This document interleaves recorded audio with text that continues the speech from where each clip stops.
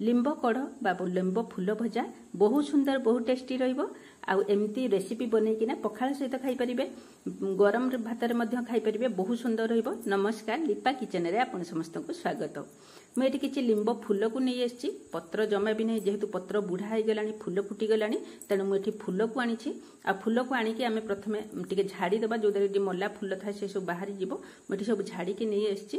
आम गोटे प्लेट नहीं जावा, एमती गोटे गोटे फूल डेम्फ को धरिकी एमती आम दुईदेवा, जो द्वारा कि जो बुढ़ा खाड़ गुड़ाक टाणुआ टाणुआ खाड़ गुड़ा थाए से सब गुड़ा आम सब बाछी बाहर करना, केवल फूल को आम दुईनवा। ये जो लंबा नाड़ी देखा से गुड़ा आम बाहर करना, से गुड़ा पकईबानी कहीं से गुड़ा टाणुआ टाणुआ लगे भल लगे।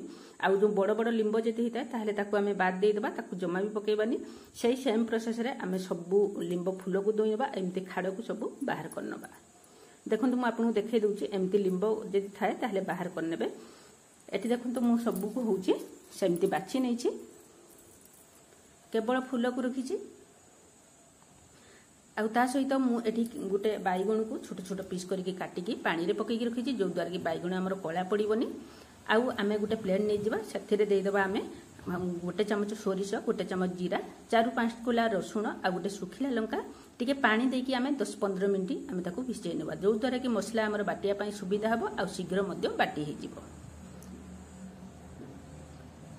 गोटे चामच रु 2 चामच देदेबा तेल करेई बसैकी, तेल गरम हो गला आम जो फूल को दुईकी रखी आम से फूल को ता भितर सब होची ऐड करनबा। गैस फ्लेम को एकदम पूरा मीडियम टू हाई रखिबा, लो करबानी। आउ एमती माने होची लिंब कढ़ाटा को भाजवा जमी टे कुड़मुड़िया हो। आउ स्वाद पाई लुण देदेबा, आउ टे देदेबा हलदी गुंड कलर आसिया पाई। ए सब लुण आउ हलदी गुंड देकी आम भाजी नबा 3-4 मिनिट। 3-4 मिनिट पर एमती कलर आसीजिवो, आउ टे कुड़मुड़िया हो। सेते बेले आम होची लिंब फूलटा को बाहर करनबा गोटे प्लेट को। जदि रेसिपी आपको भल लगे लाइक शेयर सब्सक्राइब करने को जमार भूलि। फेसबुक पेज देखुले फॉलो तो निश्चय करेंगे। आउ सेम करेंगे 2 चामच तेल देदेकी गोटे चामच जीरा आम जो बाटिकी रखी मसलाटा को आम ऐड करनबा।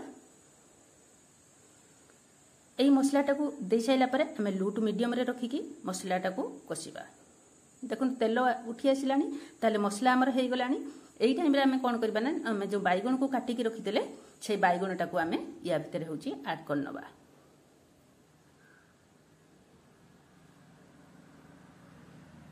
बैगण को दे सारिकी मसला सहित टिके मिसई नबा,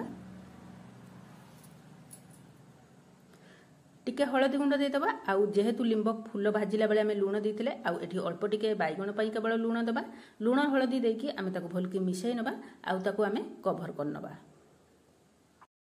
2-3 मिनिट भितर आमर बैगण सीझीजिवो। आउ ए कभर करबा भितर आपण मझिरे मझिरे टिके बैगण को लेउटेथिबे, जो द्वारा कि बैगण आमर कांक सीझा हबनी। बैगण देखंतु एठी पूरा सीझी आइछि। आम जो भाजिकी रखिथिले लिंब फूल को ता भितर आम एथरे होची ऐड करनबा।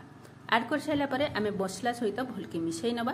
देखंतु एठी मिसी गलानी, आउ एकदम पूरा बढ़िया से तैयारी हो गलानी। एमती गरम गरम प्लेट रे सर्व करंतु, पखाला भात किंबा गरम भात सहित सबुथिरे खाई परिबे। एमती खाली रे मध्य खाइबे, बहुत टेस्टी लागिबो। आउ एमती रेसिपी थरे निश्चित भावे घरे ट्राए करंतु। मोर विश्वास आपनको ए रेसिपीटी भल लागिथिबो। जदि भल लागि थाए निश्चित भावे लाइक करिवे। रहिली पुणी देखाबा आउ एक नुआ रेसिपी सहित। बाय।